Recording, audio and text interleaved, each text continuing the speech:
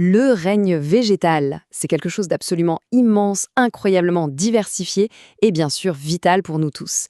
Mais quand on se retrouve face à des centaines de milliers d'espèces, comment fait-on pour y mettre un peu d'ordre? Comment est-on passé d'un véritable chaos de noms et de descriptions à un système que tout le monde peut comprendre? C'est cette histoire fascinante qu'on va explorer ensemble. La question a l'air simple, mais en réalité, il a fallu des siècles pour y répondre. Essayez d'imaginer le défi. Il fallait créer un système qui fonctionne pour tout le monde, partout sur la planète, et pour chaque nouvelle plante qu'on pourrait découvrir. C'est un casse-tête d'une ampleur colossale. Pour bien saisir l'ampleur de la révolution, rien de tel qu'un exemple tout bête. Une simple pâquerette. Avant le XVIIIe siècle, son nom scientifique était une sorte de mini-poème en latin. Bellis scapo nudo uniflora. Ça veut dire, en gros, la belle fleur solitaire sur une tige nue. Pas très pratique. Et aujourd'hui, c'est juste Bellis perennis. Court, précis, universel. Alors comment on est passé de cette longue phrase à juste 2 mots?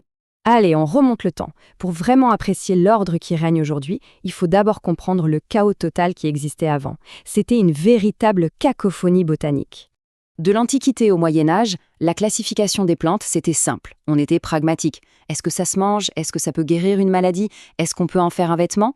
Il n'y avait aucune règle commune. Les descriptions étaient souvent vagues, parfois même un peu imaginaires. Et comme les livres étaient rares, le savoir circulait très mal. Et là, on touche au cœur du problème des noms communs, ceux de tous les jours. C'était un double problème. D'un côté, un même nom, comme laurier, pouvait désigner des plantes qui n'avaient rien à voir les unes avec les autres. De l'autre, une seule et même plante, comme notre fameuse pâquerette, pouvait avoir des dizaines de noms différents d'une région à l'autre. Pour les savants qui essayaient de communiquer, c'était un vrai cauchemar. Et puis, à la Renaissance, tout bascule. 2 événements majeurs vont complètement faire voler en éclats ce système qui était déjà à bout de souffle. Le monde, et le monde végétal avec lui, étaient sur le point de devenir beaucoup, beaucoup plus grands. D'abord, il y a l'invention de l'imprimerie. D'un coup, on pouvait copier et diffuser les livres de botanique partout. Le savoir se propageait, mais la confusion aussi. Et en même temps, c'est l'époque des grandes explorations. Les navires revenaient d'Amérique, d'Afrique, d'Asie, les cales remplies de plantes que personne n'avait jamais vues en Europe. Il faut s'imaginer être un botaniste de l'époque et voir débarquer des choses comme le maïs ou la pomme de terre. Ces plantes n'avaient pas de nom, aucune place dans les classifications de l'époque. Le vieux système, qui était basé sur les plantes qu'on connaissait autour de la Méditerranée depuis l'Antiquité, était soudain complètement dépassé. Alors, face à ce déluge de nouveautés, les scientifiques ont bien dû essayer de faire quelque chose. Ils ont commencé à créer ce qu'on appelle des classifications artificielles. L'idée était de choisir un seul critère, facile à voir, disons la forme du fruit ou de la fleur, et de tout ranger en fonction de ça. C'était un premier pas, une tentative de méthode, mais c'était encore beaucoup trop simple et ça menait souvent à des erreurs. Le chaos était vraiment à son comble. Il fallait une méthode radicale, un esprit brillant pour remettre de l'ordre dans tout ça. Et cet esprit, ce fut celui d'un botaniste suédois. Et le voilà, notre homme, Carl von Linné, ou Carolus Linnaeus, comme il se faisait appeler en latin.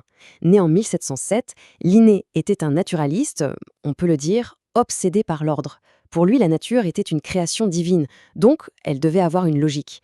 Et il s'est donné pour mission de la trouver et de la mettre sur papier. Son idée de génie, c'est la nomenclature binomiale. Et le principe est d'une simplicité désarmante. Il a dit, à partir de maintenant, chaque espèce aura un nom composé de seulement 2 mots latins. C'est tout. Fini les longues phrases descriptives, place un duo de mots, un binôme unique et universel. Alors, comment ça marche concrètement? C'est super logique. Le premier nom, qui commence par une majuscule, c'est le genre. C'est un peu comme le nom de famille. Le deuxième, en minuscule, c'est le nom de l'espèce, son prénom si on veut. Et très souvent, on ajoute l'initiale de la personne qui l'a décrite pour la première fois, comme le L ici pour Linné. Bellis perennis L. Simple, élégant et terriblement efficace. Mais avoir une bonne idée, c'est une chose. L'appliquer avec une rigueur de fer à des milliers de plantes, c'en est une autre. Et c'est exactement ce que Linné a fait.